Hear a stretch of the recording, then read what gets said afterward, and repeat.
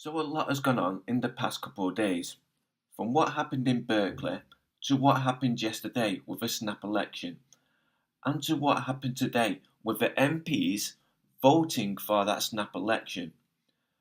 Now, what you see in front of you is an Excel spreadsheet which has been made by going through the data for the UK labour market report, which is a report on, funny enough, the UK labour market, which is published monthly. The data goes back from January 1971 all the way to October 2017. And because of what happened yesterday, I thought that there was no better time to share it. So see the link in the description below. Now I thought I'd go through some of the data sets that are in this Excel spreadsheet. Now, the first one is working age population, and what working age population is anyone that's between the age of 16 and 65. Now, the next column is the working age population taking away the inactive people. And the reason I've done this is because the country doesn't have to create enough jobs for the whole working age population. And the reason for this is that some people will be inactive for work. Now, they could be inactive for work for reasons like they could be on maternity leave, or they could be mentally disabled or physically disabled and just incapable of work. And for this reason, the country doesn't have to create jobs for the whole population or the whole working age population. It only has to create enough jobs for a certain percentage of the working age population.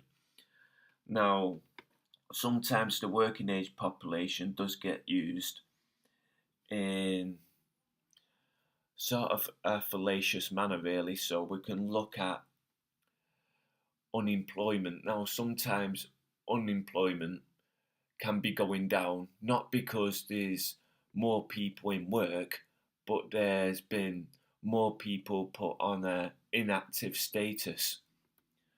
So, with saying that, I think it's really important to take away the active people or the inactive people within the working age population. And what we can see is that this population has been increasing. So from January 1997, it was at about 28 million.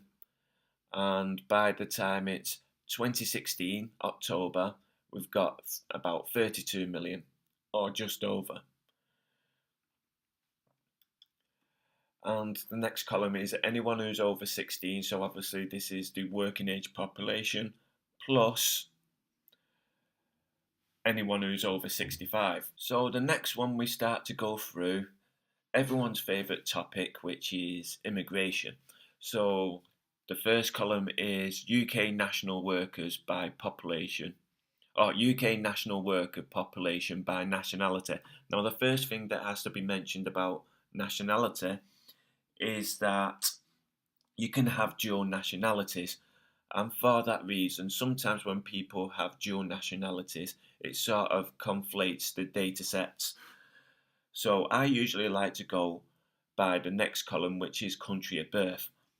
Now, the thing to say about that is that this is also imperfect sometimes, because you can have someone who can be like born in Germany and be born there, about 20 days later move to England, and they will be classed as German by this, even though they've never stepped a foot back in Germany, or even speak German, or even been to an Oktoberfest or something like that.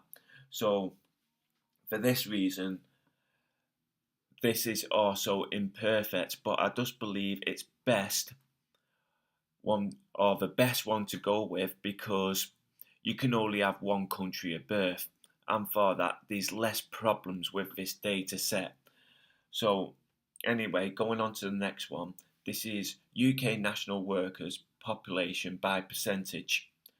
So then again, when we get to 1997, we can see that it's about, it's exactly on 96% by 3DP. And when we get to the bottom, it's 89.4%. So we can clearly see it going down. Obviously, these are the same as the first three, but now it's been switched. So now it's non-UK national workers by nationality, with the next one being non-UK national workers population by country of birth, and then the next one being percentage. So obviously, if the UK nationals went down, then obviously the non-UK nationals in the workforce are obviously going up. So we've got, let's see, 3.5%, sorry, in 1997, all the way to exactly 11%. So the next bit is UK national immigration. So the first column, being column K, is non-UK work, non-UK. So the next stage is UK national immigration. So this is anyone who's a UK national who's immigrated or within the British workforce. So the first column is non-UK national workers from the total EU. So, and the next column, I should go into that first, is non-UK national working from EU 14. So we can clearly see that rising, and it being about 2.25 million people by its October 2016. Okay, so I don't want to go through the whole immigration periods because I think it's self-explanatory. So you have like non-UK nationals from Africa, excluding South Africa, and non-UK nationals from South Africa. And all this is self-explanatory, really. I just think you have to have a look at it. So now I want to go into employment. So you have number of people that are in work, which is going up, which is to be expected if the population goes up. Number of employees in full-time work. Number of employees in part-time work. Number of employees. Number of self-employed in full-time work. Number of self-employed in part-time work. Number of self-employed, just period.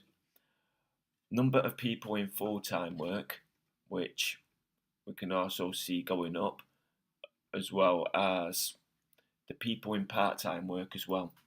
So I'm going to go leave that there because I think, this is self-explanatory as well. So number of men in full-time work obviously speaks for itself.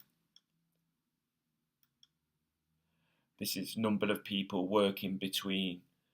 So this is the number of people working in the working age population, and the number of people in work over the age of 65.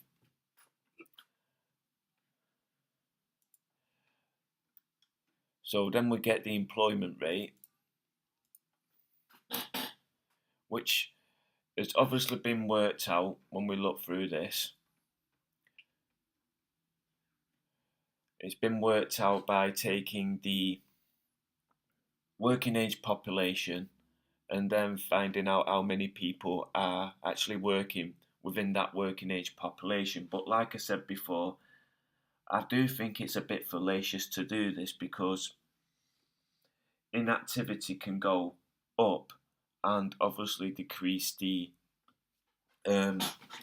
unemployment for that reason. So I think they should take the inactive people out of the equation and do it like I do it. which is the what I call the active working age population, being the people within the working age population who are active, either working or seeking to find work. So then we get unemployment. So the number of unemployed between 16 to 64, the number of unemployed people over 65. So the number of inactive people by the millions, so that's what I've taken away from the working age population to get me that active working age population. Obviously the number of inactive people over 65, now this doesn't count on the equation because a lot of people have retired by this time. So yeah, so it's actually column CE that I've taken away, which is the number of inactive people between 16 to 64. So that's actually got me the active working age population. So obviously it decreased for a bit then, but it stays roughly, just goes, yeah, it stays roughly the same. Well, it's in with a range of like 80 million. Well, it goes a bit below, yeah, goes a bit below there, but about 8 million to 9 million. And then obviously is the next bit is salaries. So I think this is self-explanatory as well. I don't want to go through all of it because obviously it's an Excel spreadsheet and it's boring. But I just think it's quite useful information. And it's useful information if you're like me and into politics. So with saying that, yeah, sayonara.